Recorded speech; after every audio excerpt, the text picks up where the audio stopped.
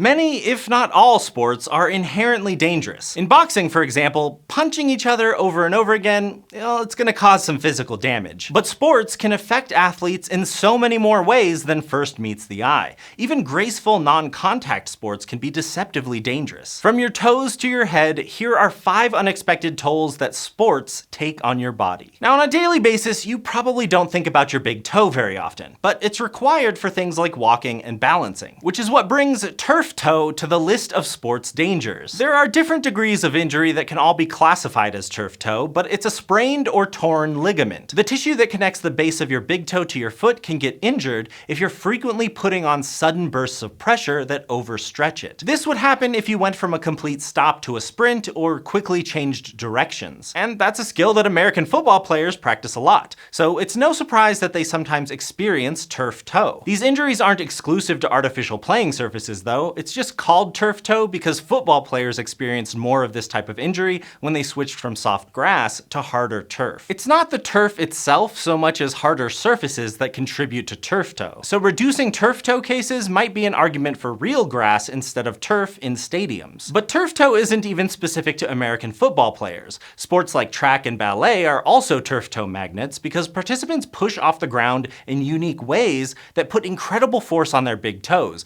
and at extreme angles.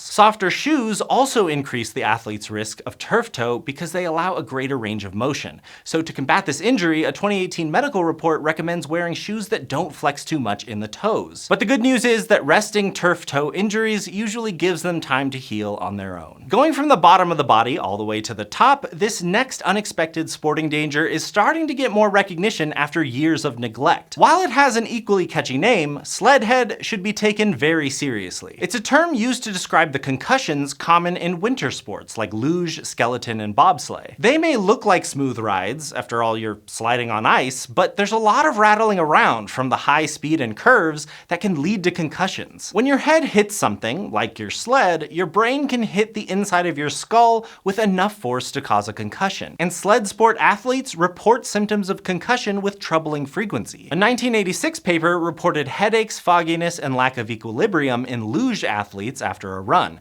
getting worse after more runs, though not much research seems to have followed since then. Even so, coaches and doctors for some downhill sports are beginning to suggest protective measures, like limiting the number of runs an athlete can complete per day, and adding protective equipment like helmets and mouthguards. Since headaches also increased with bumpier tracks in that 1986 report, track maintenance may be helpful in reducing sled head instances. While more research is needed to see how these precautions impact the rates of sled head, some change in the sport is definitely needed because these sports have accumulated some troubling stats. Winter Olympic sports have greater injury rates than summer Olympic sports, thanks to all those fast downhill courses. And of the winter sports, sledding sports take the gold for number of injuries, coming in at 26% of Winter Olympic injuries at the high end. Recreational sledders can travel up to 40 kilometers per hour, and even at those speeds, brain injuries can occur, and professional athletes are going twice as fast. At this point, there are still relatively few formal investigations of sled head, so athletes are calling for more research. For now, the literature seems to suggest wearing a helmet and going down a smooth path are the best ways to limit injury. But sled head isn't the only injury on ice to make it on this list,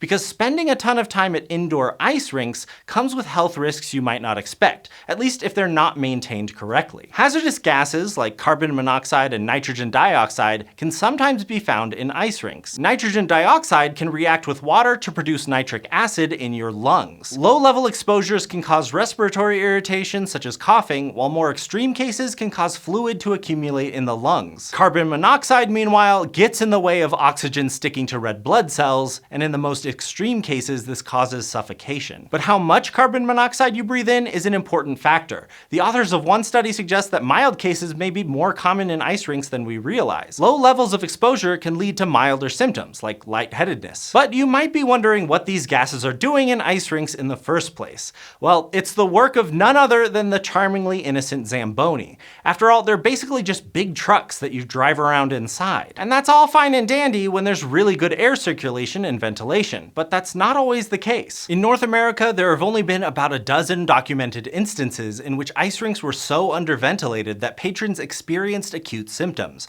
However, milder symptoms have also been reported. You could experience small amounts of exposure to Zamboni exhaust robust as headaches, nausea, and disorientation, while a higher dose can lead to more acute symptoms. And one international study found that nitrogen dioxide levels were above safe limits in 40% of the ice rinks they looked at. Luckily, for more frequent skaters, outdoor ice doesn't come with the same risks. Now, the injuries so far have come from participating in sports, but this next danger comes up when athletes stop participating, although it's really when they start again after stopping. Historically, there have been several reasons for suddenly shutting down a training season. For example, in 2011, the National Football League shut down part of the American football season over a collective bargaining agreement, and of course, there's COVID-19. COVID-related pauses affected athletes in sports from football to baseball to the Olympics. And in 2020, Major League Baseball reported about double the injuries compared to the previous 2 seasons. A study out of the University of Kentucky concluded these injuries were likely the result of inadequate training. In the same way, the football lockout of 2011 forced athletes to work with an expedited training season,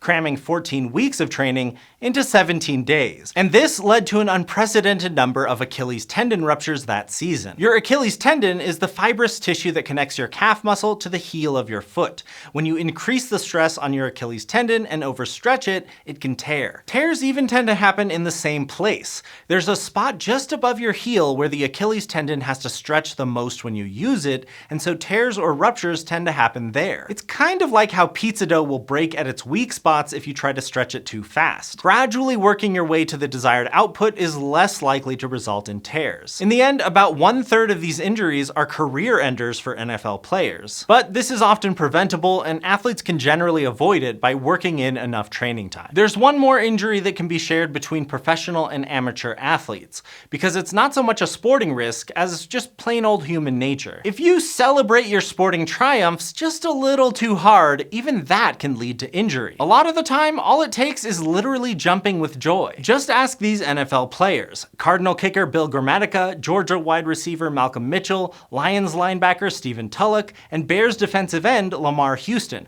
who all tore their anterior cruciate ligaments, or ACLs, from celebratory jumps that landed wrong. The ACL is a ligament that stabilizes the knee and connects your femur to your tibia, behind the kneecap. It can tear from sudden stress, similar to the Achilles tendon. When you jump, you're putting a lot of concentrated strain on your joints, especially your knees. The human knee can handle over 12 times your body weight when jumping, so you could give 11 of you a piggyback ride and your knee could still handle the impact. But it depends on how you land. When you land with bent legs, your leg muscles and bones absorb the shock from hitting the ground. But landing on straight legs puts more of that load on your knees and can lead to injury. Exercise, stretching, and proper jumping technique may help athletes avoid these celebration downfalls, though nothing can really prevent them from just landing wrong. So please enjoy your victories responsibly. And if you're trying to get some exercise into your life, proper technique and equipment can go a long way in preventing some of these unexpected injuries. Thanks for watching this episode of SciShow, and thanks as always to the coolest kids on the block, our patrons. Your generous support makes it possible for us to bring these videos to everyone for free. If you'd like to get involved, you can get started at patreon.com/SciShow.